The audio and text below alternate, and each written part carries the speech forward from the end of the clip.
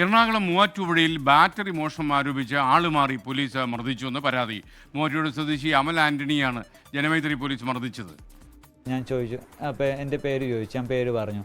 അപ്പോൾ എന്നോട് ചോദിച്ചു വണ്ടി ആരുടെയാണെന്ന് ചോദിച്ചു. ഞാൻ പറഞ്ഞു എൻ്റെ സ്കൂട്ടറാണ്, ഞാൻ ഈ സ്കൂട്ടറിന് ഇപ്പോൾ എവിടെയൊക്കെ ഇന്ന് പോയി എന്ന് ചോദിച്ചു. ഞാൻ പറയുന്നത് ഇലക്ട്രിക്കിൻ്റെ വർക്കിന് പോയി, രാവിലെ പോയിട്ട് ഞാൻ തിരിച്ചു വരുന്നത്. പിന്നെ ചോദിച്ചു നീ ഇന്നൊരു ബാറ്ററി കൂടെ കൊണ്ട് സെയിൽ ചെയ്തെന്ന് ചോദിച്ചു. എന്ന് പറഞ്ഞു. ഞാൻ ഇത്ര നാൾ വീട്ടിൽ ഉപയോഗിച്ചുകൊണ്ടിരുന്ന ബാറ്ററി ഡെഡ് ആയിപ്പോൾ ഞാൻ അത് ഇന്ന് രാവിലെ കടയിൽ കൊണ്ട് കൊടുത്തു എന്ന് പറഞ്ഞു. അപ്പോൾ അത് കഴിഞ്ഞിട്ട് ആ പറയുന്ന ചേട്ടൻ എന്നോട് ചോദിക്കുകയാണ്, നീ ആ കൊണ്ടുകൊടുത്ത ബാറ്ററി എവിടെ നിന്നാണ് മോഷ്ടിച്ചു എന്ന് പറഞ്ഞുകൊണ്ട് എന്നെ അസഭ്യം പറയുകയും കൈ പിടിച്ച് ബലമായി എന്നെ വീടിന് വെളിയിലേക്ക് കൊണ്ടുപോവുകയും ചെയ്തു. അപ്പോൾ ഞാൻ ചോദിക്കുന്നുണ്ട് എന്താ കാര്യം എന്ന് ചോദിക്കുന്നുണ്ട്. വേറെ ഒന്നും ഇവർ പറയുന്നില്ല.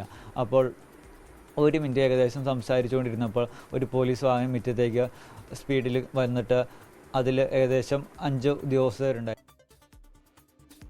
ലാൽകൃഷ്ണൻ വിവരങ്ങളുമായി തൊടുപുഴ നിന്നിരുന്നു. ലാൽകൃഷ്ണൻ, വിശദാംശങ്ങൾ.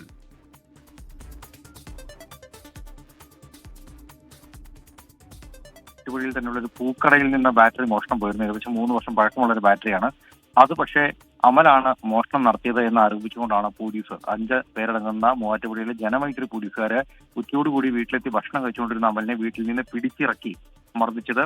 പോലീസ് സ്റ്റേഷനിലേക്കുള്ള വാഹനം ഏകദേശം 5 കിലോമീറ്റർ അടുത്ത് പോകുന്ന സമയത്ത് വാഹനത്തിലിട്ട് ക്രൂരമായി മർദ്ദിക്കുകയായിരുന്നു എന്നുള്ളതാണ് ബോധ്യപ്പെട്ടിരിക്കുന്നത്.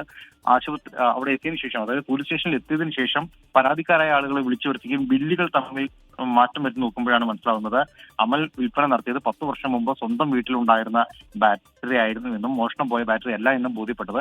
ഇതിന്റെ അടിസ്ഥാനത്തിൽ പോലീസ് ഒരു ക്ഷമ പോലും പറയാതെ വിട്ടയക്കുകയും ചെയ്തു. പക്ഷേ തണ്ടലിനും നട്ടെല്ലിനും വാരിയലുകൾക്കും കഴുത്തിനും സാരമായി പരിക്കേറ്റ അമലിന് ഇപ്പോൾ ജോലി പോലും ചെയ്യാൻ കഴിയാത്ത അവസ്ഥയാണ്. എഴുന്നേറ്റ് നിൽക്കാനോ ഭാരം എടുക്കാനോ കഴിയില്ല. ഈ കാര്യങ്ങളെല്ലാം ചൂണ്ടിക്കാണിച്ചുകൊണ്ട് പോലീസിന് പരാതി നൽകിയെങ്കിലും ആ പരാതി ഫയലിൽ സ്വീകരിക്കാൻ പോലും തയ്യാറായില്ല എന്നുള്ളതാണ് അമൽ പറയുന്നത്. മുഖ്യമന്ത്രിക്കും SP-ക്കും പോലീസ് കംപ്ലൈന്റ് അതോറിറ്റിക്കും സമാനമായ പരാതി നൽകിയിട്ടുണ്ട്. ഈ പരാതിയിൽ ഇതുവരെ നടപടി സ്വീകരിച്ചിട്ടില്ല. ഈ മർദ്ദിച്ചു എന്ന് പറയുന്ന ഉദ്യോഗസ്ഥർക്കെതിരെ ചോദ്യം ചെയ്യലടക്കമുള്ള കാര്യങ്ങളോട് FIR രജിസ്റ്റർ ചെയ്യുന്നതിന് പോലും തയ്യാറായിട്ടില്ല എന്നൊരു ആരോപണം കൂടിയുണ്ട്. നിരപരാധിയാണ് എന്ന് ബോധ്യപ്പെട്ടിട്ടും മർദ്ദനം നടത്തി എന്നുള്ളതാണ് അമലിന്റെ പരാതി.